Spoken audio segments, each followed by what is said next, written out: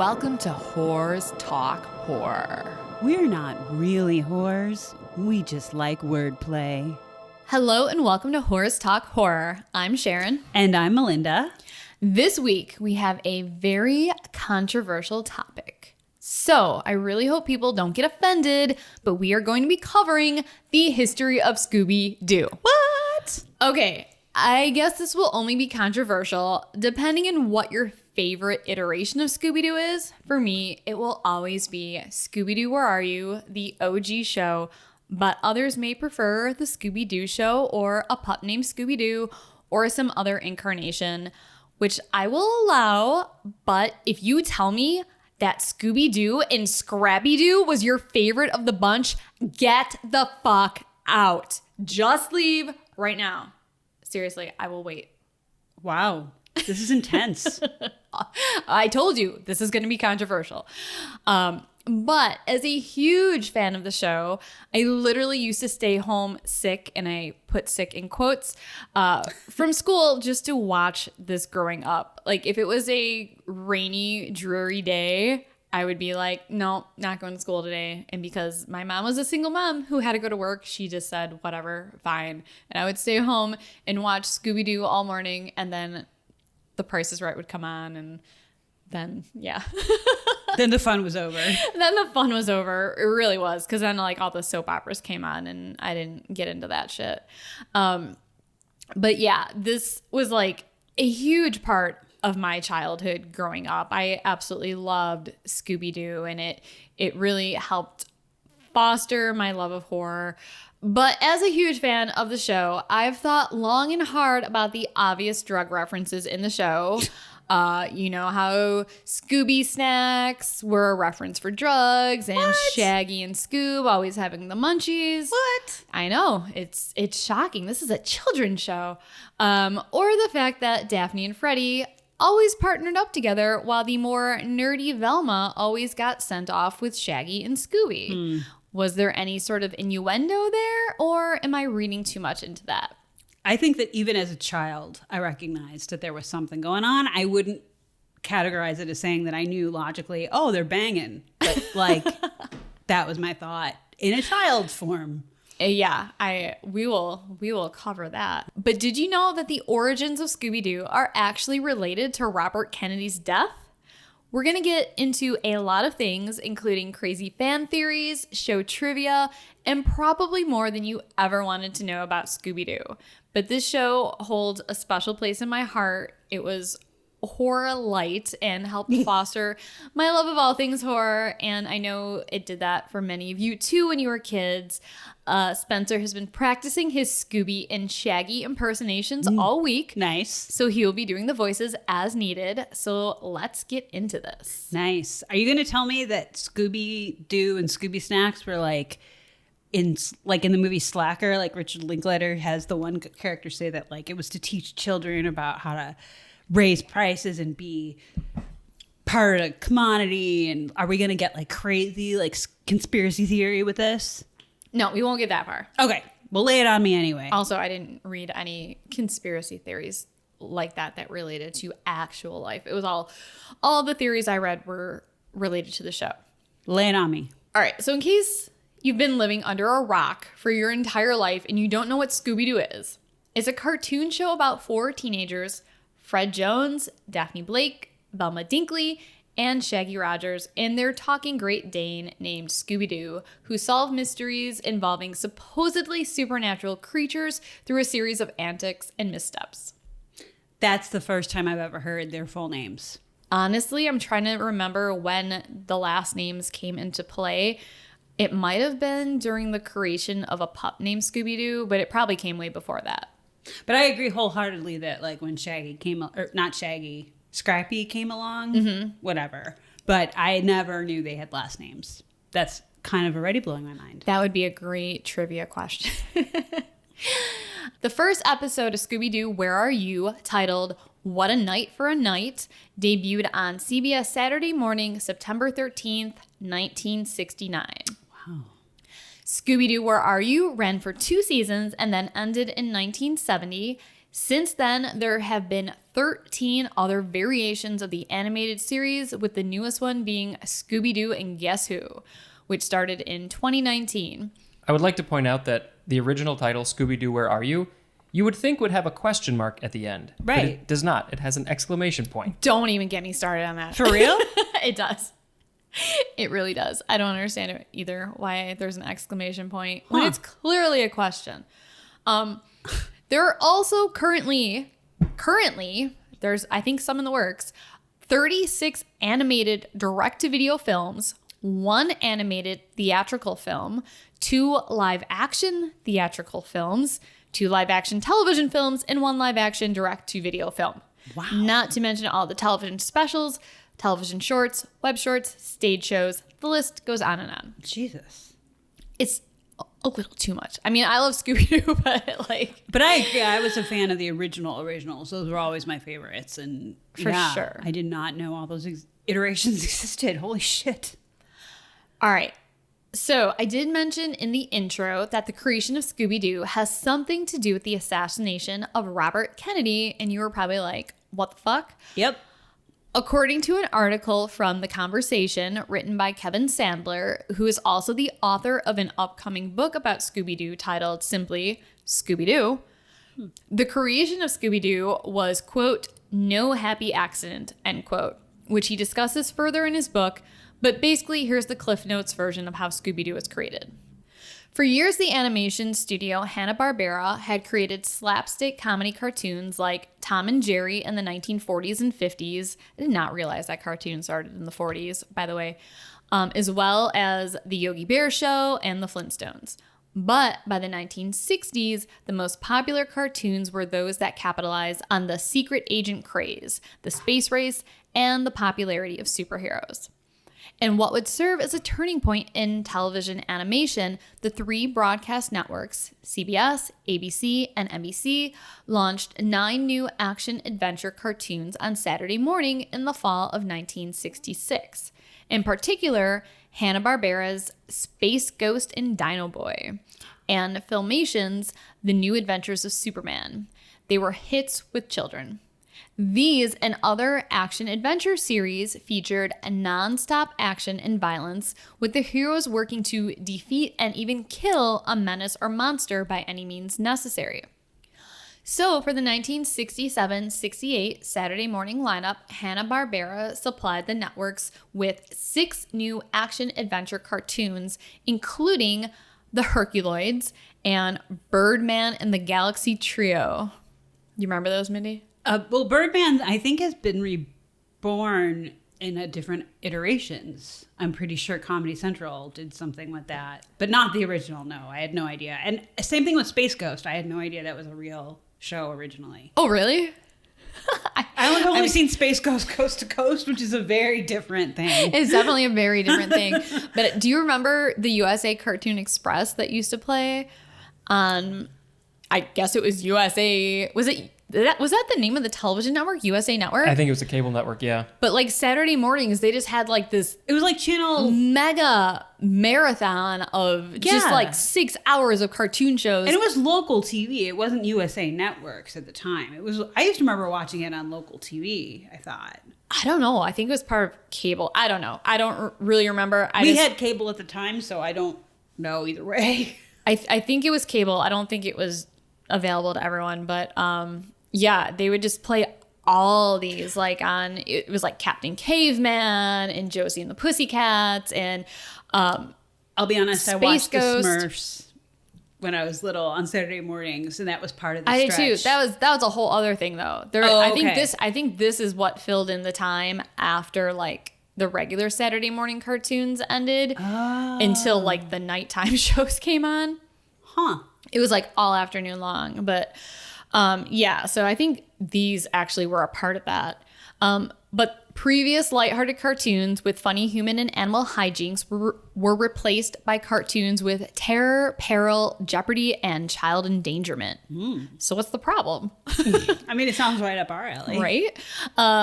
The networks had instructed its cartoon suppliers to turn out more of the same. In fact, they wanted to double down and push the limits of cartoon violence in the 1960s even more, based on the theory, which proved to be correct, that the more horror, the higher the Saturday morning ratings. Duh. Such horror generally took the form of fantasy violence, what Joe Barbera called, quote, out of this world hard action, end quote. The studio churned out these grim series, and as Barbera explained, it was not out of choice. It's the only thing that they could do to sell to the networks, and they had to stay in business. Because of the oversaturation of action-adventure cartoons on Saturday morning, the nonprofit corporation National Association for Better Broadcasting declared that year's children's television programming in March of 1968 to be the worst in the history of TV. Wah, wah. Cultural anxieties about the effects of media violence on children had increased significantly after March 1968, concurrent with television coverage of the Vietnam War, student protests, and riots incited by the assassination of Martin Luther King Jr. Historian Charles Kaiser wrote, quote, for the first time since their invention, television pictures made the possibility of anarchy in America feel real. End quote. Wow. Which could not be more relevant to what's going on today. But it was the assassination of Robert F. Kennedy in June of 1968 that would exile action-adventure cartoons from the Saturday morning lineup for nearly a decade. Kennedy's role as a father to 11, yes, 11 children. I had no idea he had that many children. But as a father to 11 children, that part of him became intertwined with his political identity, and he had long championed causes that helped children. Alongside his commitment to ending child hunger and poverty, he had, as the Attorney General, worked with the Federal Communications Commission to improve the vast wasteland of children's television programming. Huh. Media studies scholar Heather Hendershot explained that even those critical of Kennedy's liberal causes, like helping children. What a liberal jerk. Such a radical. But even those critical of his liberal causes, they supported his efforts, and censoring television violence in Kennedy's name for the good of the children was like a tribute to Kennedy.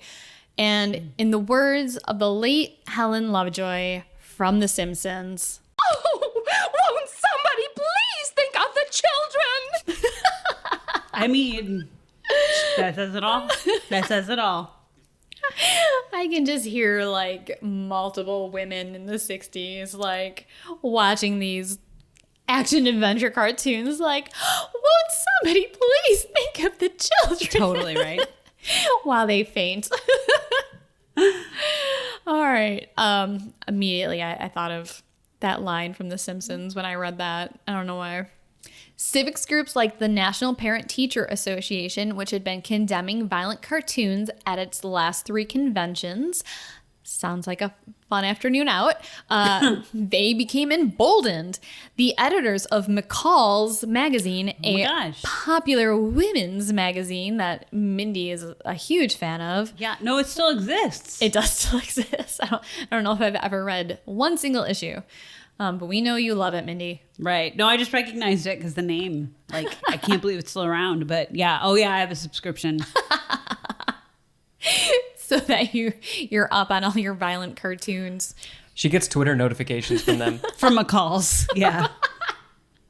It's like, crocheting patterns and shit. No, I don't know. I've never read McCall's. It probably is what it is. Crochet pan. Not there's anything wrong with crocheting. No. We are not making fun of crocheting at all. We're just making fun of women.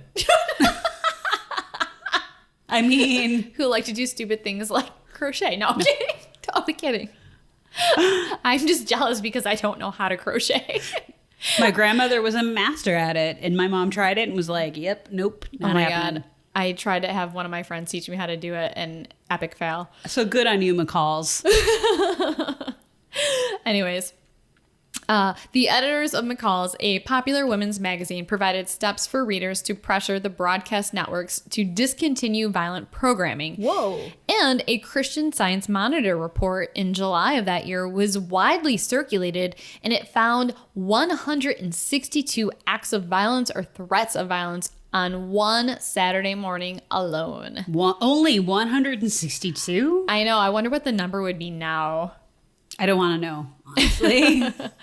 The networks announced that they would be turning away from science fiction action and pivoting toward comedy for its cartoon programming. All of this paved the way for the creation of a softer, gentler animated hero. Scooby-Doo! He's been working on that for 4 months, everyone. 4 hours is more like it. Yeah, more like it. Yeah, it's good. It's good. It was good, yeah. You know, when we don't have Dave McRae, Right, exactly. we have Spencer. Scooby-Doo! He sounds like him. Yeah, I think. it's not bad. Not bad. I'll practice. However, the premiere of the 1968-69 Saturday morning season was just around the corner. Wouldn't you know it? Many episodes of the new action-adventure series were still in various stages of production. Animation was a lengthy process. Still is. Still is. Haven't found too many shortcuts for that. But it took anywhere from 4 to 6 months to go from idea to actual airing. And ABC, CBS, and NBC stood to lose millions of dollars in licensing fees and advertising revenue, and it's all about the money. Money. By canceling a series before it even aired or before it finished its contracted run. Wow. So, Scooby-Doo actually started as a show about 5 teenagers. So picture this. Just, get Daphne, Freddy, Shaggy, Scoob, get all that out of your head. Right. I'm gonna pitch this idea to you. Okay.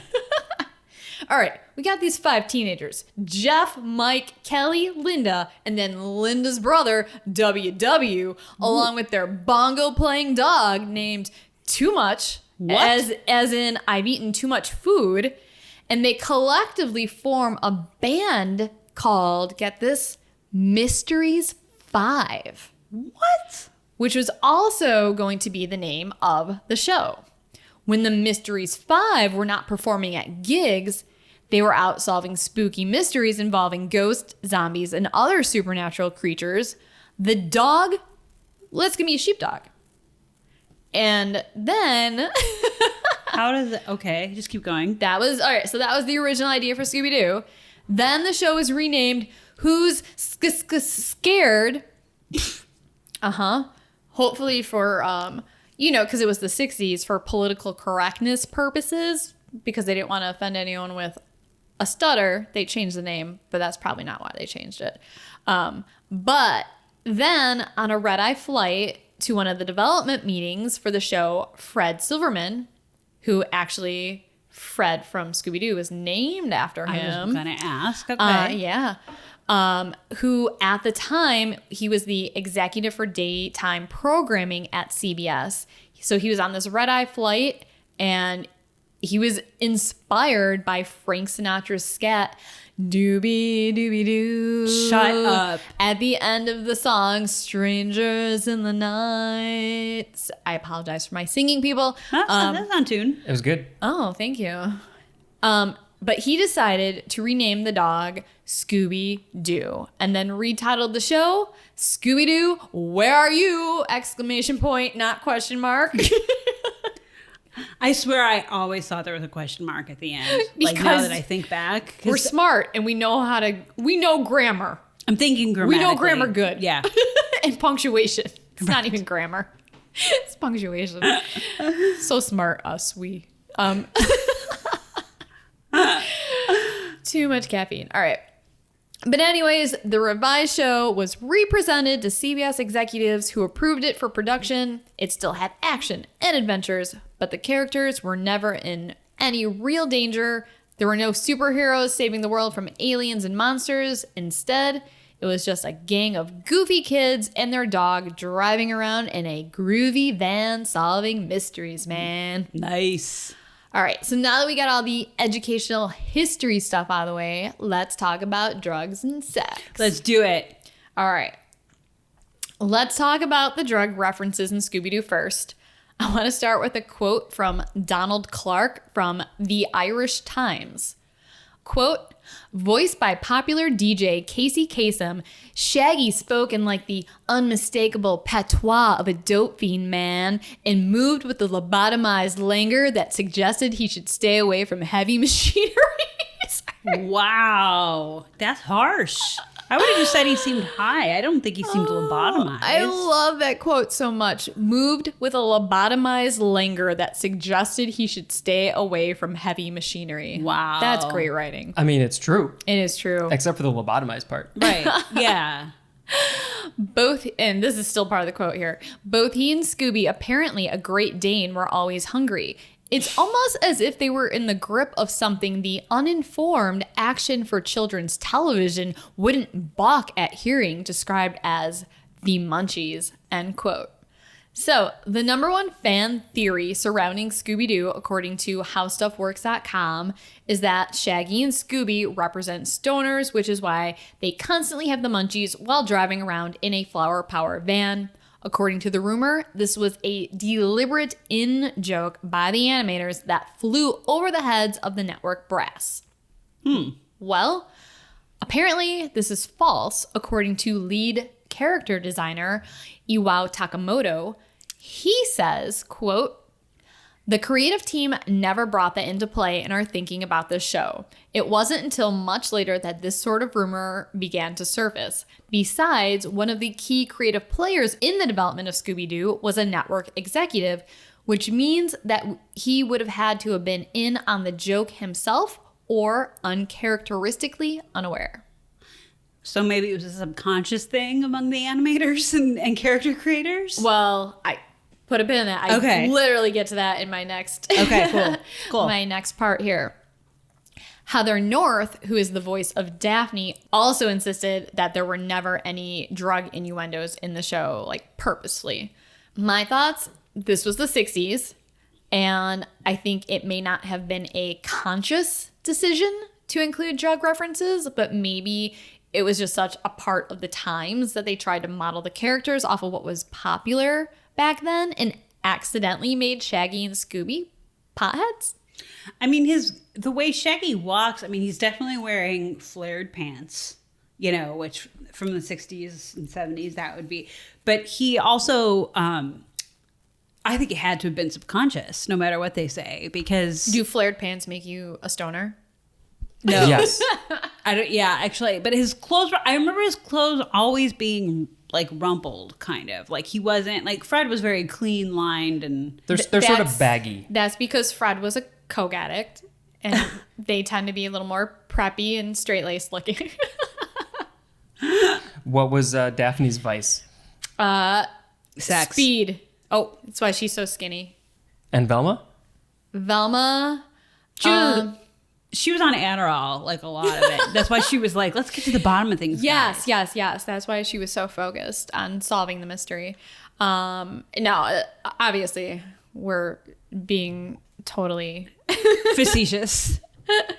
But yeah, so apparently this was not intentional. Okay. So besides Shaggy looking kind of like the stereotypical hippie stoner and Shaggy and Scooby's constant obsession with snacks and munchies, the name Scooby-Dooby-Doo, I mean, come on. Doobie is literally another name for a joint. Also, Shaggy and Scooby always seem to be the most paranoid of the bunch. Mm-hmm. That's true. I hadn't thought about that, actually.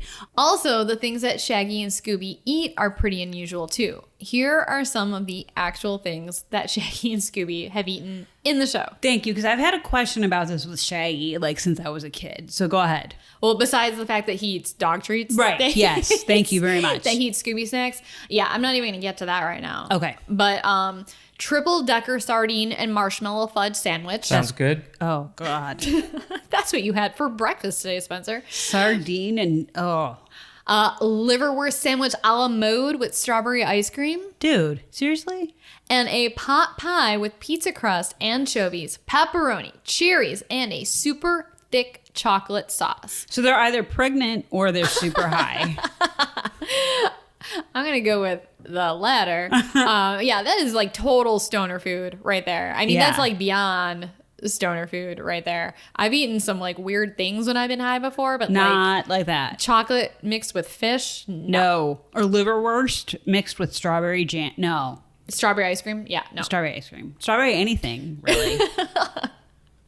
No, a strawberry jam. Yeah, that would actually be kind of nice, but strawberry ice cream, disgusting. No. That crosses a line. It's so much. Ugh.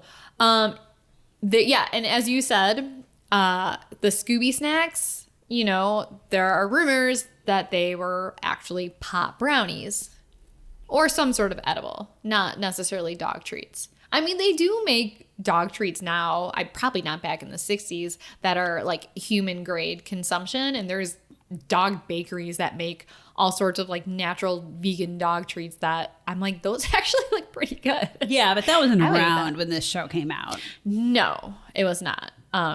So yeah, I don't know. I always thought that was weird too, like Shaggy eating dog treats. I was like, all right, whatever. I think it's also funny that the snacks were literally named after their dog. Or vice versa. Did they name their dog after the snacks that he likes? I don't know. They used to actually sell cookies called Scooby Snacks, like in that same box that I used to buy like long time ago. Do you remember Yeah, that? I think I've seen those. All right. Now, let's talk about how trippy the new Scooby-Doo movies from 1972 are. Mindy, I hope you have watched some of these at least so you understand just like how insane these this was the second generation of the TV show. So this came out after Scooby-Doo Where Are You? It was the new Scooby-Doo movies. They were 1 hour episodes where a real or fictitious guest star helped Scooby and the gang solve mysteries.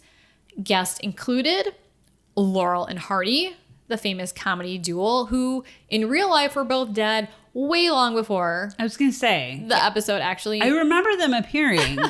Right? But yeah, okay. They're dead. On other occasions, But that's how they could come back as cartoons. Right? I guess, yeah. Just the combination of the people that they chose to be in the new Scooby-Doo movies, I'm like, what drug were the writers taking? Like, how did they even come up with this idea? So other guests were Sonny and Cher, Don Knotts, Josie and the Pussycats, Batman and Robin, Jonathan Winters, the Harlem Globetrotters, Phyllis Diller, Jeannie from I Dream of Jeannie, Sandy Duncan, the Three Stooges, and the Addams Family. I remember some of those, but I don't remember like Sandy Duncan or Right? Like, it's so random. I guess, although she was probably pretty popular back in the day, like in 1972 when they made this, but it's just Sandy Duncan meets Scooby-Doo in Mystery Inc. Like, yeah, I'm like so curious who was smoking what when this second incarnation of the show was created. It's just fascinating. And fun fact, because you know how much I like to throw my trivia in here. Yeah. Mark Hamill made his first ever foray into voice acting with his work on this series. awesome. Yes. Who did he play? He played just a bunch of random voices. All right. I looked it up. I was like, oh, that would be so weird if he played like Sonny from Sonny and Cher or something like that. He played Sandy Duncan. Hey, he might have. Hey, he's a great voice actor now for animation, so He is. Got to get your start somewhere. And he's actually been a voice actor for a lot of the newer Scooby-Doo cartoons from like the 2000s and stuff. Keeping on the whole drug thing, the first live action Scooby-Doo movie, which if you have not seen this, I'm sorry. I really like this movie. I watched it the first time as like a joke, expecting to absolutely hate it and just being like, whatever, I'm going to make fun of the movie the whole time. I really, really enjoyed it. Like, it was great. I don't know. And I liked it so much. I bought the movie. I think one of the things I really, really liked about it was that the movie really played up all of the drug reference rumors and made a ton of jokes about it. So if you've not seen it, it's definitely worth checking out. Matthew Lillard plays Shaggy, and he's pretty great. so great. Oh my God. Like the voice, he nails it. The mannerisms, the everything about it, his movements, just the delivery. Yeah. He is Shaggy, and he's just so wonderful. Like anyways, but like seeing him play Shaggy just made me love him even more. Freddie Prinze Jr. is Freddie, Sarah Michelle Gellar is Daphne, and Linda Cardellini is Velma. Fred and Daphne did end up getting married and having kids, and at least according to the live action version in real life. So might be The something live to action version? You mean just their real lives? it. Yeah, off screen in real life, those actors is what I meant. But it's a great cast, and it's a fun movie, and Yeah. it's not like, I don't know. I was expecting it to be just absolute like horse shit, and it really surprised me. And then I even made Spencer watch it. Yeah, I think I had avoided it for years because I thought it was going to be dumb. But yeah, I loved it. It was fun. I kind of want to watch it again. I've not seen the second one. See, I thought we did, but maybe not. I don't know. I've No. not. I know that. I think I've we've not only seen watched it once together, and I don't think we've watched it since then. But there's a scene where Shaggy meets a pretty blonde flower child looking girl on a plane named Mary Jane, played by Isla Fisher. Aww. And when she tells Shaggy her name, he says, Like, that's my favorite name. that was pretty good, Spencer. That was a take one. All right, you want to do it again? Like, that's my favorite name. That was worse. We'll go with take one. Okay. I right. love Isla Fisher. Yes, I do too. She's so cute. And fucking funny as hell. And she's hilarious. Yes, hilarious and adorable. So yeah, that scene right away is just like total obvious, like they're making fun of the whole like drug reference. And then in another scene, Shaggy and Scooby are in the mystery machine grilling some munchies. Smoke's coming out of the top of the van, and the song "Pass the Dutchie on the Left-Hand Side" is playing. And Shaggy even says, This is a cold read, people. This is primo. Talk about toasted. "Good job." All right. Referring to the food, of course. Sure. Then they both start to panic when detectives bang on the door of the van, which would be a typical reaction that you would have if you were actually hotboxing in the back of a van. But bottom line is, if this was not intentional, if the original creators of the show back in the day did not intend to make the Mystery Inc. gang be, drug smoking hippies, no one in the show who isn't ever involved in it in any way can look back at it now and say they can't understand why everyone who watches the show thinks that all the characters are high as fuck. Well, I only thought that Shaggy and Scoob were high. I kind of didn't really think the others were. I mean, I guess I just assumed they all kind of were in a way, or whatever. I don't know. I mean, they all saw some pretty crazy shit. I mean, we've been watching some recent episodes, and every episode is just like trippy as hell. I mean, like the shit that goes on and the things that these characters are like able to do, it's more like they're all just on acid, kind of. It's a cartoon. No, it's real. They're my friends. All right. Let's move on to the sexual innuendos of Scooby-Doo. Turn down the lights. Scooby-Dooby-Doo. Put the music on. We're about to get sexy over here. With Scooby-Doo. Fred and Daphne are about to go explore some shit. You know what they say, if the mystery machines are rocking, don't come a knocking. Nothing turns me on more than hearing Scooby-Dooby-Doo.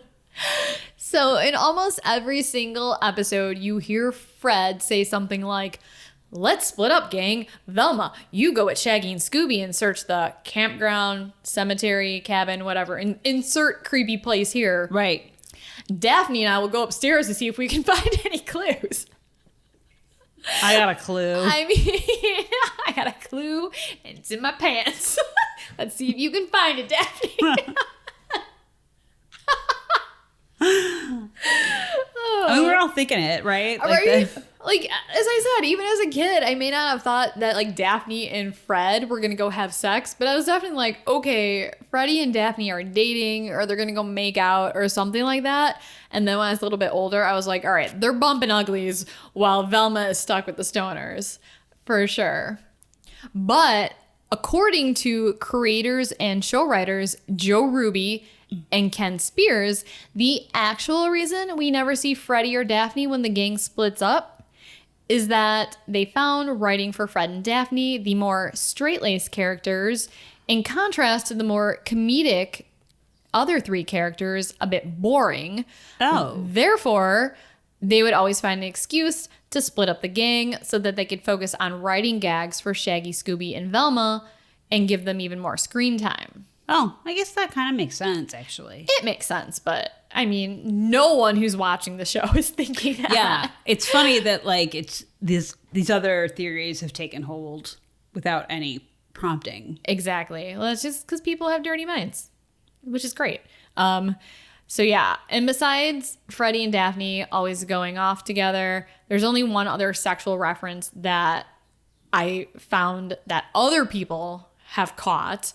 This is not something I found because there is no way I would ever have been able to notice this. But in the Dr. Jekyll and Mr. Hyde episode from season 2, episode 1, titled Nowhere to Hide. Get it? No. I'll explain it to you later, Spencer. Thanks. All right. Someone saw a book on a shelf in the background of one of the scenes, and if you freeze frame it and zoom in on the spine of the book, it says Marquis de Sade. For real? For real. All right. Let's move on to some fan theories. I had never heard any of the following fan theories before. I honestly have no idea how people came up with these ideas or why people thought that they might even be true. Okay. They're definitely really far out there. I don't believe a single one of them, but they are entertaining for sure. So here are just a few of some of the best fan theories. First one, the gang is on the run. There is this theory saying that since the first Scooby-Doo cartoon started in the late 1960s and it was set during the Vietnam War, because the army was drafting teens at the time, the gang was forced to run away from home and relocate to Canada to avoid being drafted and going to war, which explains why in every episode they're always driving their van with no clear destination. Shaggy is your typical hippie with the case of the munchies. Being against the war, he decided to take his dog Scooby on a road trip in protest. Fred Jones is a military school dropout whose draft number was up, making him AWOL. Daphne is obviously Fred's high school crush who can't bear the thought of Fred leaving and possibly getting killed in the war, so she joins the gang to be with Fred. And Velma is an anti-war activist who decides to join the gang on the road trip. Huh. Never thought about that. I never thought about that either. But also, I was watching this in the 80s, way after the Vietnam War ended, so why would I? Next one.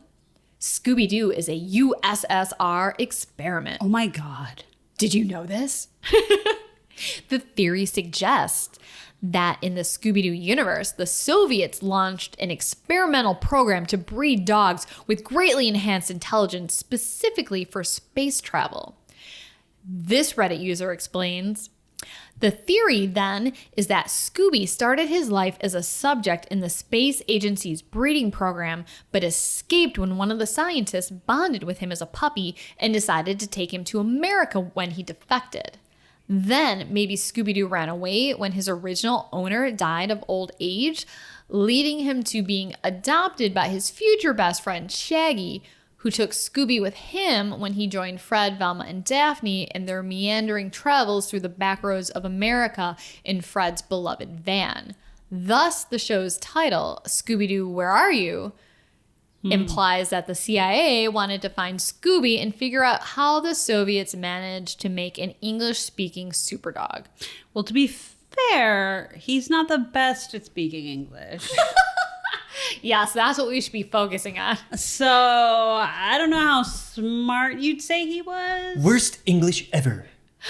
Also, Hey, I have a dog that can speak. Your dog doesn't speak that great. He doesn't know how to pronounce R's. Do you want me to be impressed? no, he only speaks in R's. speaks in R's. Oh yeah. Ruh-roh. But do any of the people that they come across, do they ever say, "You have a talking dog"? Oh my God. No. No, it's only I think Shaggy and the gang that can hear Scooby, and I hears in quotes because they're all high as fuck. All right, I'm gonna have to go back. I'm pretty sure other people do hear him talk, but I not thought so. directly, though. I mean, You know what? Honestly, I don't pay attention to who can hear him and who can't. But there's times where other people are around and he just like whimpers or barks or makes noises. or he'll throw in a little comment, and Shaggy will be like, "That's right, Scoob," and then they'll keep moving. So it's not like he really talks to people outside of the gang. Well, we're gonna have to pay attention now. We are. I'm gonna take my notebook out, take notes. I'm gonna take some Scooby snacks and come up with my own theory. That'll be fun.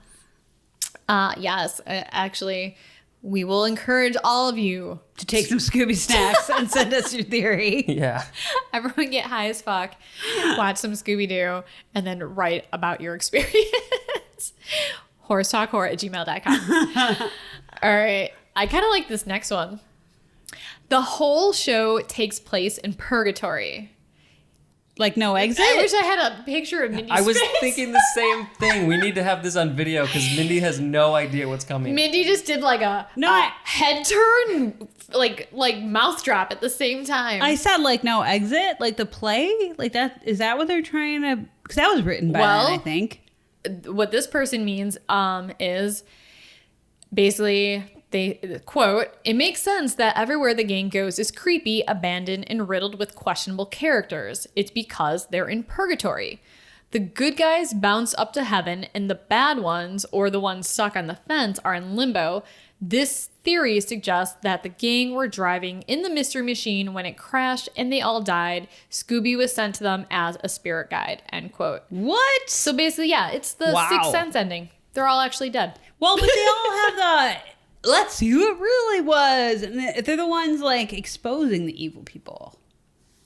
So maybe they're all the angels. I'm expanding on this fan theory because I think this is really insane. So I'm just rolling with it.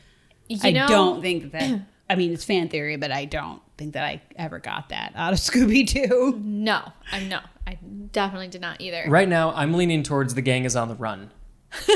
That one seems to make the most sense. Right. I like Scooby being a product of like some undercover governmental, USSR. some project. All right, well, before you guys pick one, Oh wait, we have a few more. Okay. Scooby-Doo exists in a universe where supernatural entities are real. While viewers may find it strange that entire villages of grown adults with fully staffed police forces are willing to believe ghosts, goblins, and ghouls are to blame for disturbances, one Tumblr fan theory explains the discrepancy. This theory posits that at one point supernatural entities did exist in the Scooby-Doo world. This is why it's not wild for people of that universe to accept that paranormal entities are behind crimes, but why it almost always turns out to be a guy in a suit. I don't get it. Basically, I feel like they negated their own point. No, basically, like, once upon a time, supernatural entities were rampant. Like, it was like ghosts and witches and goblins causing havoc.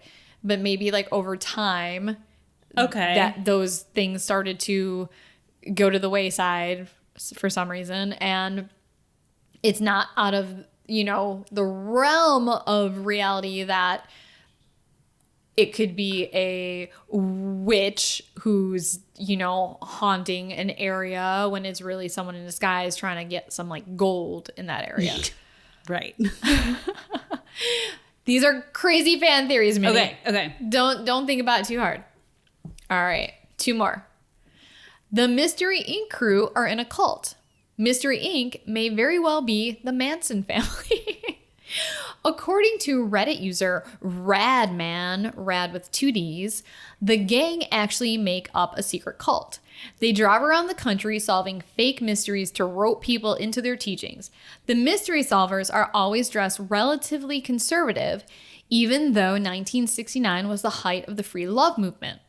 It is, however, common for cults to wear old-fashioned clothes. They are also obsessed with the paranormal and set in their beliefs about paranormal entities. Drinky McIrish suggests... This is going to be good. I feel like that should be Irish McDrinky, but okay. Drinky McIrish is great. It is. Shout out to Drinky McIrish. What up? Woo! Pour a Guinness out on the floor for you. All right. Suggests that Velma is the mastermind, though. She uses the handsome but not especially smart Fred Jones. Fred Jones? Jim Jones? Jonestown? What? She uses him as the front man for their charismatic leader. Shaggy is a stoner who'd do whatever for his Scooby snacks, aka drugs. And Daphne just isn't that smart. She seems exactly like the kind of girl who'd fall for a cult leader because he's handsome and claims to love her. And those are Drinky McIrish's words, not mine. I did not say she was dumb. Yeah.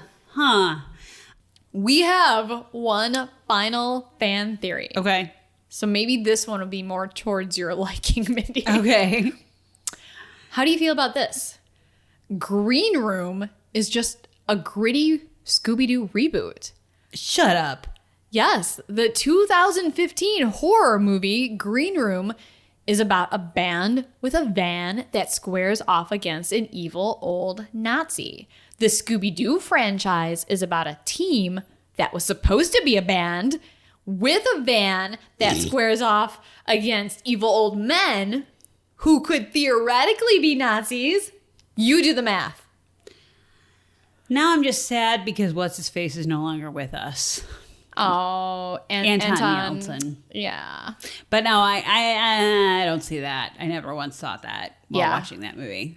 I did the math, and clearly whoever came up with this and all the other fan theories Was high. No. They ate way too many Scooby snacks. All right. Well, let's end with some trivia. Yeah. Because I love trivia. All right. So Velma's famous line, "My glasses. I can't see without my glasses." This was not originally scripted for the show. During a table read for the voice artist, Velma's voiceover actress, Nicole Jaffe, apologies if I mispronounced your last name, and it's actually Jaff. But she was nearsighted as well, and she lost her glasses and uttered a variation of what became Velma's famous catchphrase. The writers liked that line so much that Velma losing her glasses became one of the show's trademark gags. Thank you, show writers, because that, used to stress me the fuck out, even as a kid. Because I'd be like, what if someone steps on him? She can't see. Oh, my God. I'd freak out. Thanks for my anxiety, Scooby-Doo. Wow. That explains so much, though. Next little bit of trivia. Although this cartoon has rarely enjoyed critical favor, besides from moi, one notable exception was the famous astronomer, astrophysicist, author, and researcher Carl Sagan. Shut up. That's awesome. Apparently he was a big Ruby Roo fan. Why wouldn't he be? I want to hear his impersonation if he wasn't dead. As someone who disapproved of the popular belief in various paranormal ideas, Sagan did approve of the series' skeptic tone of the heroes who usually expose supernatural claims as hoaxes. Wow. That seems like a very scientific Yeah. approach to the show. Yeah. We're all made of star stuff. Don't you think, Shaggy? My God, it's full of Scooby snacks. Scooby snacks are made out of stars. All right. And my favorite and last bit of trivia.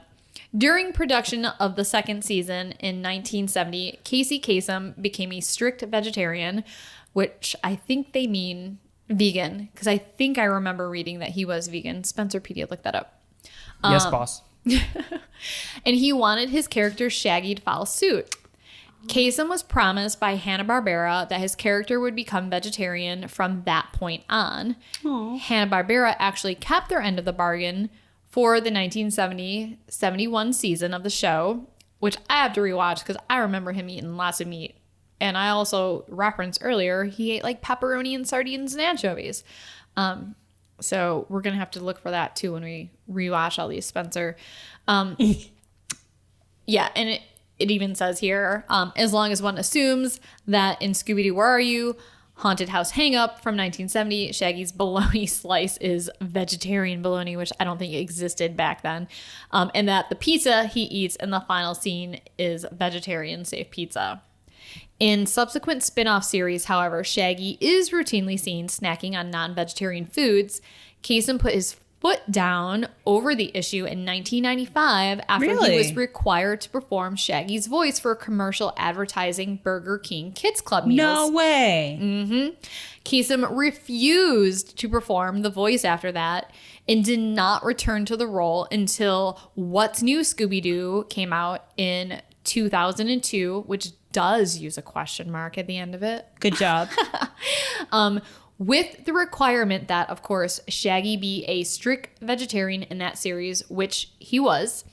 And for the record, Shag's also a vegetarian in the live-action Scooby-Doo from 2002, which is true because in that scene that I talked about earlier where they're in the van grilling, they were grilling eggplant.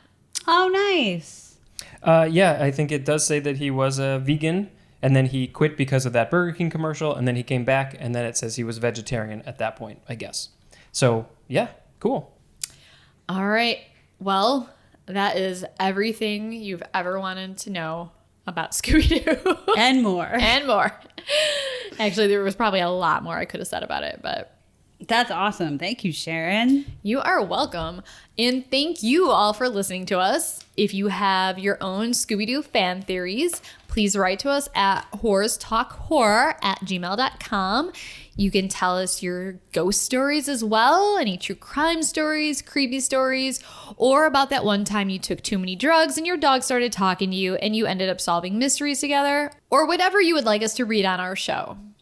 Please also subscribe to us, rate and review us. It does help us get more exposure. If you're able to, please join our Patreon and get early access to episodes, see exclusive posts, and maybe even get some cool shit. Maybe like Scooby snacks, maybe not in the mail. We will not send you drugs in the mail. Mindy, don't hint at that. Well, I didn't say Scooby snacks or drugs. We're not drug dealers. For legal purposes, we'll just state no, we're not drug dealers. As always, please be kind to each other, be safe, and more importantly, thanks for getting creepy with us.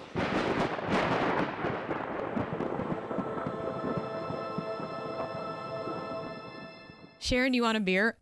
Oh my God.